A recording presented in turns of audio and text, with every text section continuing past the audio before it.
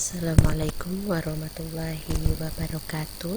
Selamat siang semuanya. Selamat berjumpa kembali dengan saya dalam mata kuliah Perekonomian Indonesia.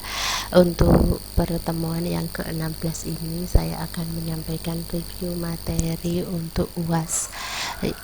UAS akan saya ambil dari 7 bab.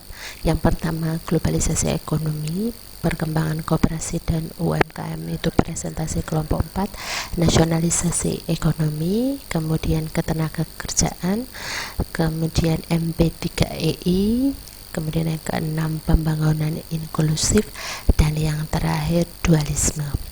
Oke, untuk yang pertama adalah globalisasi dan neoliberalisme yang Anda siapkan, yaitu tentang globalisasi ekonomi, di mana globalisasi ekonomi itu adalah pasar yang terintegrasi menjadi satu tanpa adanya batas teritorial secara fisik. Jenisnya ada 5. Yang pertama adalah globalisasi produksi, berarti kita bisa memproduksi dengan biaya yang lebih murah. Yang kedua adalah pembiayaan, berarti menggunakan bantuan atau utang dari luar negeri. Yang ketiga adalah tenaga kerja, menggunakan upah dari tenaga kerja yang jauh lebih murah. Kemudian jaringan informasi, menggunakan kemajuan teknologi yang tepat guna, dan perdagangan itu menurunkan atau menghilangkan tarif. Konsep dari neoliberalisme di sini adalah sebagai penyempurna liberalis. Perbedaannya adalah di peran pemerintah, di mana neolib meminta peran pemerintah dalam menentukan harga, sedangkan liberal kan tanpa campur tangan pemerintah.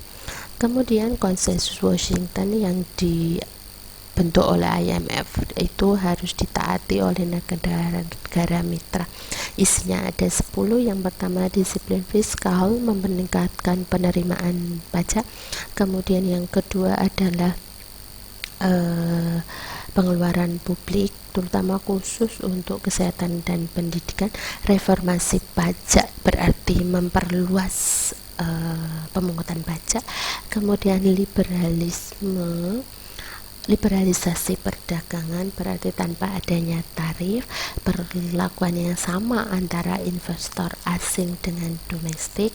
Kemudian nilai tukar yang kompetitif, kemudian penentuan suku bunga itu juga ditetapkan oleh pasar, kemudian privatisasi BUMN, dilanjutkan deregulasi, dan yang terakhir adalah kepemilikan legalitas aset kita. Kemudian yang terakhir, dampak neoliberalisme dari 3 tindakan. Yang pertama, privatisasi, itu menyebabkan banyak pengurangan penerimaan dari negara. Kemudian dengan adanya liberalisasi sehingga banyak barang impor yang masuk, dan deregulasi, semakin banyak dominasi asing yang masuk ke suatu negara. Kemudian untuk materi yang kedua tentang koperasi dan UMKM. Nah, perkembangan koperasi dari Orde Baru sampai sekarang. Orde Baru oleh Soeharto itu membentuk Undang-Undang Nomor 12 tahun 67 ya. Kemudian dilanjutkan dia membentuk GERKOPIN, Gerakan Koperasi Indonesia, tahun 69, itu untuk benar-benar menerapkan atau mengimplementasikan pilar dari basis ekonomi kerakyatan melalui koperasi.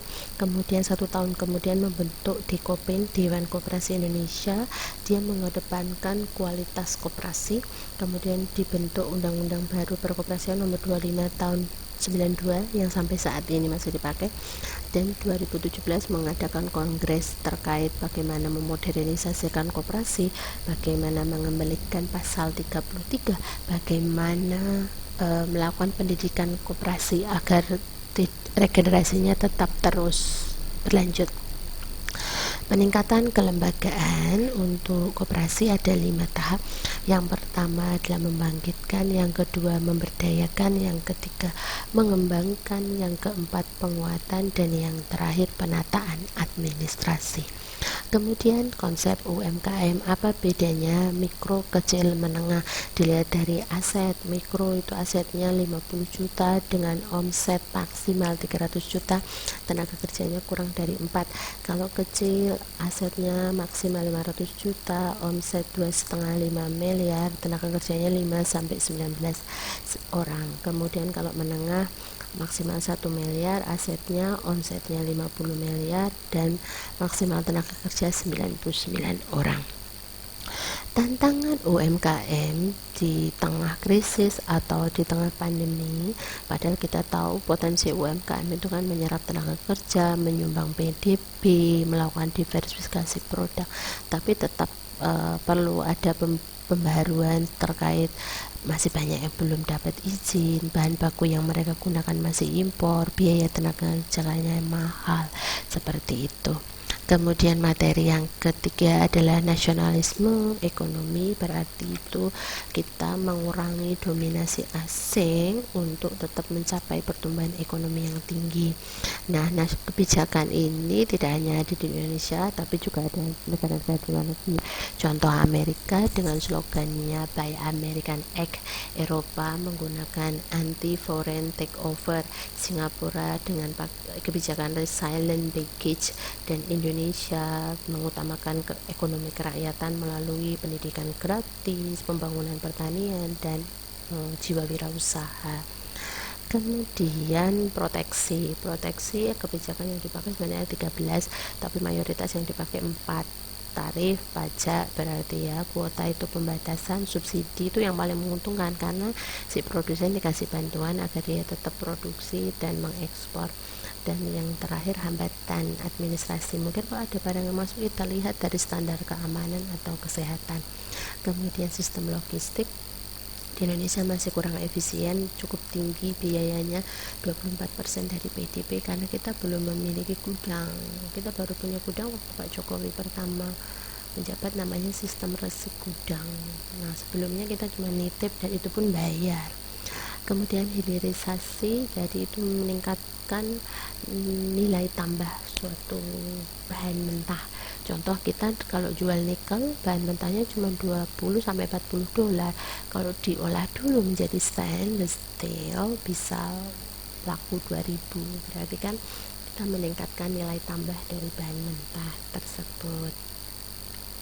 Kemudian materi berikutnya adalah ketenaga kerjaan. Ketenaga kerjaan yang akan dibahas adalah kebijakan upah. Jadi upah minimum itu upah yang ditetapkan dan diresmikan oleh pemerintah, digunakan sebagai jaring pengaman sosial. Penentuannya menggunakan kebutuhan fisik minimal atau kebutuhan hidup layak. Jadi meliputi 6 poin: sandang, pangan, papan, pendidikan, kesehatan, dan rekreasi. Nah, yang menjadi permasalahan di setiap hari buruh, kalau tahun ini kan nggak pakai demo ya, biasanya demo untuk meningkatkan upah. Nah, upah ini kalau menurut ILO, International Labour Organization, itu ditingkatkan menurut produktivitas, tapi yang terjadi kebanyakan kan ditingkatkan karena adanya pressure terhadap demo. Nah, itu yang menyebabkan jangka panjangnya ditingkatkan, tapi terus mereka di PHK, itu yang menjadi permasalahan di Indonesia.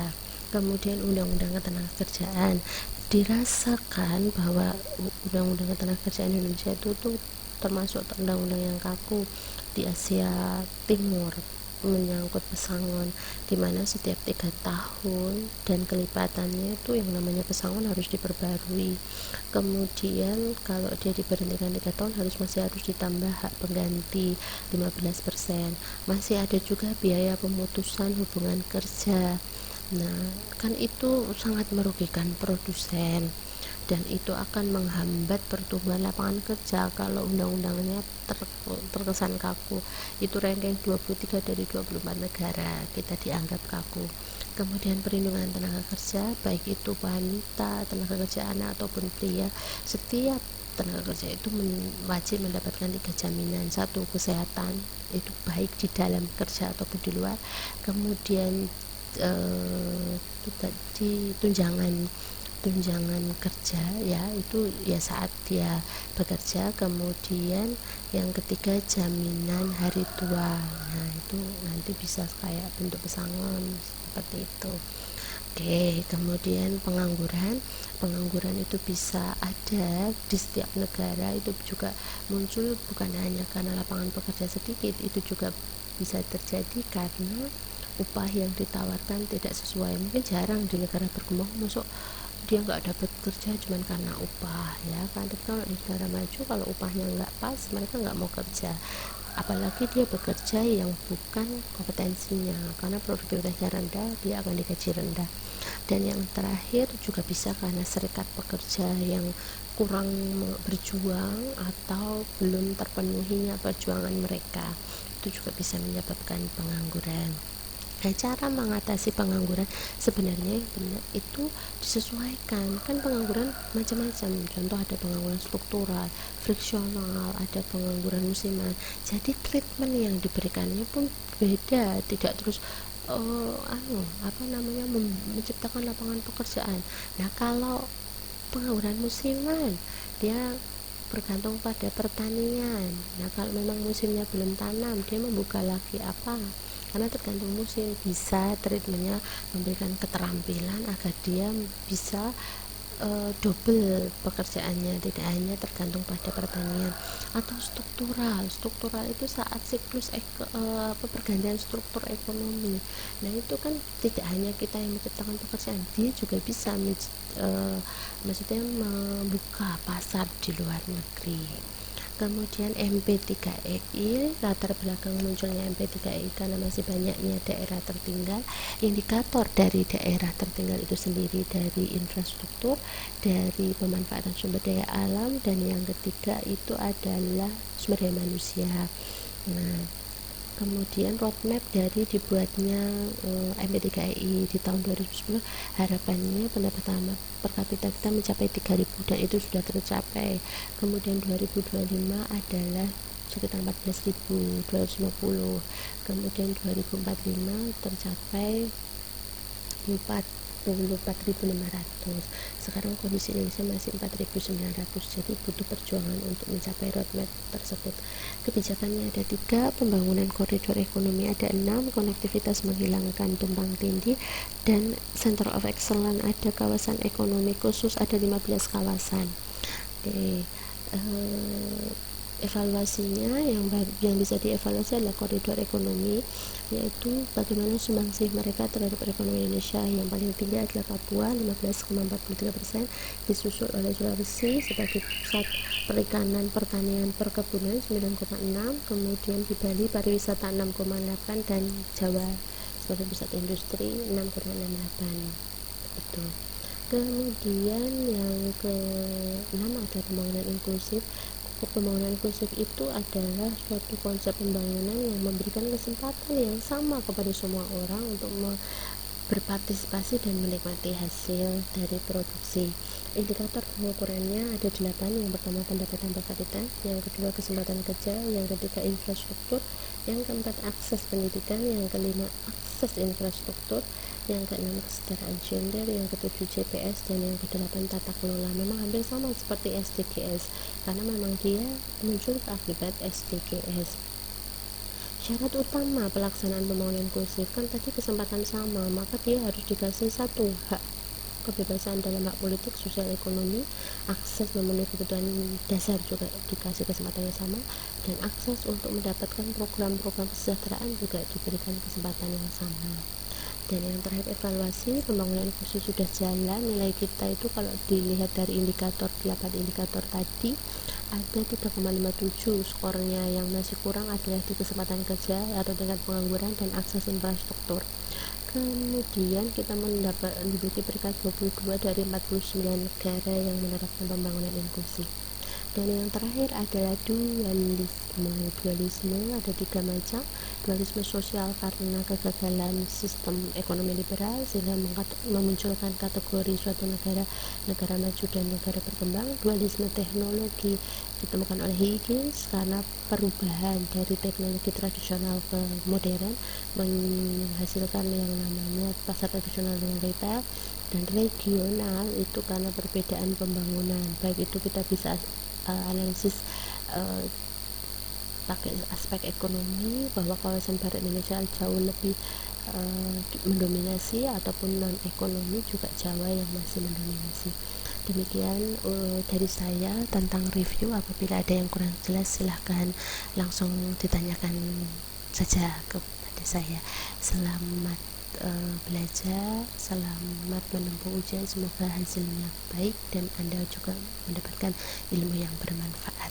Kalau begitu saya cukupkan sekian. Wassalamualaikum warahmatullahi wabarakatuh.